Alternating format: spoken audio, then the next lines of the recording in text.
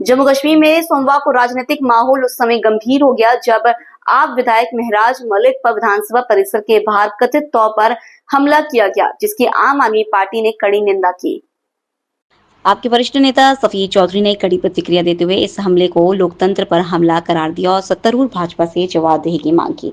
उन्होंने कहा कि इस तरह की हरकतें विधानसभा के अंदर वास्तविक मुद्दों को उठाने वाली आवाजों के प्रति असहिष्णुता में खतरनाक वृद्धि को दर्शाती है।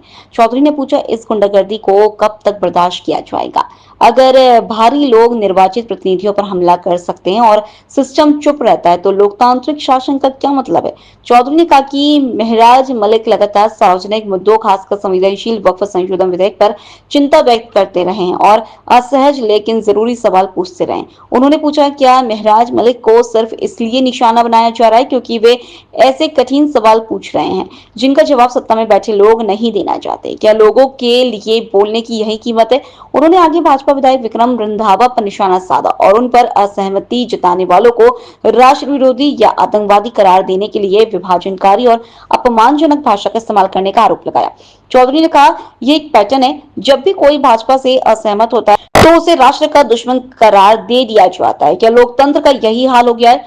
सफी चौधरी ने वक्फ संशोधन विधेयक पर विधानसभा में लगातार चुप्पी पर भी सवाल उठाए। उन्होंने कहा कि जहां अन्य राज्य इस मुद्दे पर प्रस्ताव पारित करने और बहस करने में कामयाब रहे, वहीं जम्मू कश्मीर की विधानसभा चर्चा शुरू करने में भी विफल रही है।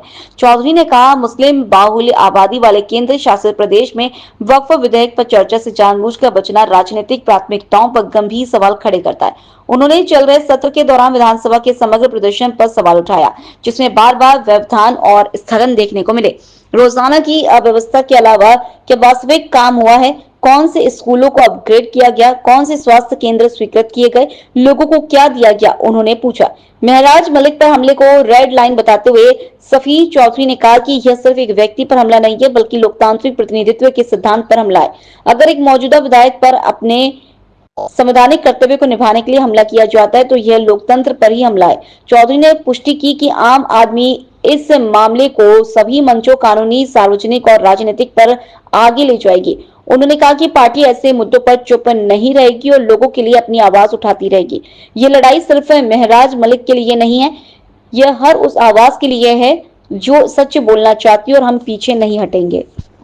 इस तरीके से असेंबली के अंदर चलाया गया भारतीय जनता पार्टी के कुछ गूंज के द्वारा और कुछ पीडीपी के गूंज के द्वारा हमारे एमएलए, एक इलेक्टेड एमएलए के ऊपर जिस तरीके से हमला किया, हम उसकी कड़े लफ्जों में निंदा करते हैं और यहां से तनबीह करना चाहते हैं कि अगर आप ये सोच के भी किसी पार्टी का एक अकेला एमएलए है और उसको बाहर से गुंडे बुला के आप पटवाने की कोशिश करोगे तो हम ये कतन बर्दाश्त नहीं करेंगे।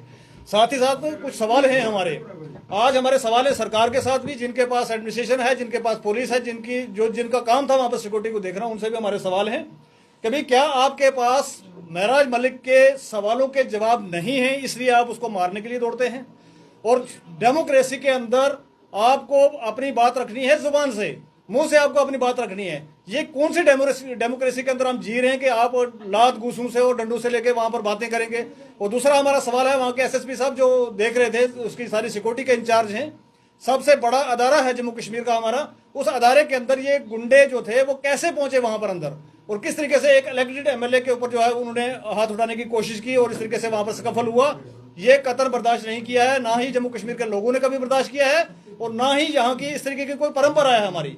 तो इसके ऊपर हमारा सवाल है कि वहां के एसएसपी साहब सिक्योरिटी के क्या कर रहे थे, ये लोग वहां पर इंटर कैसे हुए और किस तरीके से जाके जो है वहां पर हाथापाई की गई। इसी के साथ साथ हम ये पूछना चाहते हैं कि भाई डेमोक्रेसी नाम जो कहा जाता है कि भाई एक इलेक्टेड आदमी जो है वो जाके वहां पर बात करता है। यार आपको अगर महराज मलिक की बातें नहीं पसंद आती हैं तो उन बातों का आप जवाब दीजिए, असेंबली के अंदर खड़े होकर अपनी टर्न पे बात कीजिए। ये इस तरीके से तो नहीं कि आप बाहर कॉरिडोर के अंदर पकड़ेंगे, असेंबली अंदर चल रही है, बाहर कहीं ग्राउंड में किसी को पकड़ लिया और एक एमएलए के साथ अगर इस तरीके की ट्रीटमेंट होगी तो हमारी लॉ एंड ऑर्डर जो है एजेंसियां क्या कर रही हैं। और हम समझ सकते हैं कि भाई अगर एक इलेक्टेड रिप्रेजेंटेटिव के साथ असेंबली सेशन चलते हुए उसके साथ अंदर अगर इस तरीके का मैं कहूँगा दुर्व्यवहार किया जा सकता है, उसको मारा पीटा जा सकता है, तो एक आम आदमी जो है जम्मू कश्मीर का वो सुरक्षित कहाँ है। उसके बाद साथ ही साथ हम कहना चाहेंगे आज असेंबली का सेशन खत्म हो गया। मेरा सवाल है 90 के 90 एमएलए से, वहां के स्पीकर साहब से, चीफ मिनिस्टर साहब से कि भाई आपने ये स्कफल, गाली गलोच, एक दूसरे को ताना मेना देने के अलावा आज आप सेशन खत्म होने के बाद पब्लिक का कौन सा काम करके यहाँ से निकले हैं और कितने हजारों लाखों करोड़ रुपए जो हैं वो स्वाहा हो गए हैं। 3 दिन से वहां पर असेंबली चलने नहीं दी गई है। आपको सिर्फ एक ड्रामा जो वहां पर क्रिएट करना था वो किया। आपके चीफ मिनिस्टर साहब जो हैं कश्मीर में टुलिप गार्डन में घूम रहे हैं, ठीक है जी, और उन्हीं के एमएलए जो हैं यहाँ पर वो कह रहे हैं कि जी आप इस पर बात नहीं कर रहे हो, और दूसरी तरफ आप ही का स्पीकर और आप कह रहे हैं जी वो हमें अलो नहीं कर रहे हैं। तो ये ड्रामा जो है वो पूरी जम्मू कश्मीर की आवाम 1.25 करोड़ लोग जो है वो देख रहे हैं कि आप किस तरीके से रूल कर रहे हो हमें। इसी के साथ साथ हम आपसे ये पूछना चाहेंगे कि एक और एमएलए साहब निकले, विक्रम रंधावा साहब, उन्होंने वहां पर बड़ी भद्दी बातें की हैं वहां पर कि इसका डीएनए टेस्ट किया जाए। तो क्या आज एक इलेक्टेड रिप्रेजेंटेटिव को अपना डीएनए के सर्टिफिकेट लेके आना पड़ेगा वहां पर साथ में? क्या उसके ऊपर कोई कार्रवाई होगी? हम स्पीकर साहब से भी गुजारिश करते हैं, चीफ मिनिस्टर साहब से गुजारिश करते हैं कि क्या उनके खिलाफ कोई कार्रवाई की जाएगी या नहीं की जाएगी। और साथ ही साथ उनसे एक और कहेंगे रंधावा साहब से कि कभी भी आज तक हमने देखा है कि भारतीय जनता पार्टी का एक चेहरा रहा है, एक चरित्र रहा है कि जब भी किसी मुसलमान, वो एमएलए इलेक्टेड हो, वो नॉन इलेक्टेड हो, वो पॉलिटिशियन हो, वो एक्टिविस्ट हो, अगर किसी ने बात करने की कोशिश की और भारतीय जनता पार्टी के खिलाफ अगर बात करने की कोशिश की तो उसको एक टैग लगा दिया जाता है टेररिस्ट का। आज वहां पर महराज मलिक को उन्होंने टेररिस्ट बुलाया है।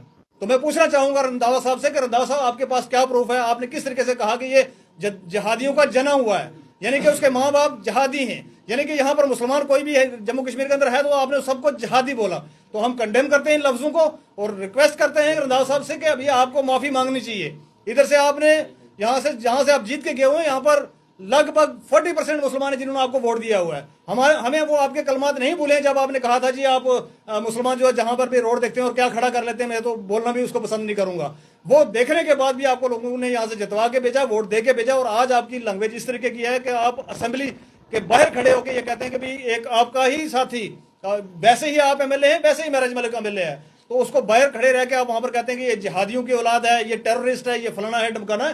ये कंडेमेबल अल्फाज है, हम इनको कंडेम करते हैं। और महराज मलिक के ऊपर जो अटैक किया गया इसको हम सिरे से खारिज करते हैं, कंडेम करते हैं, वो चाहे पीडीपी के गूंज हो, चाहे भारतीय जनता पार्टी के गूंज हो। और हम इनसे कहना चाहेंगे कि कान खोल के सुन ले, इस तरीके से जिस तरीके से आप हाथापाई पे उतरे ये हम करने नहीं देंगे, ये होने नहीं देंगे। लोकल से लेकर ग्लोबल तक की खबरों के लिए देखते रहिए सच्ची रिपोर्ट।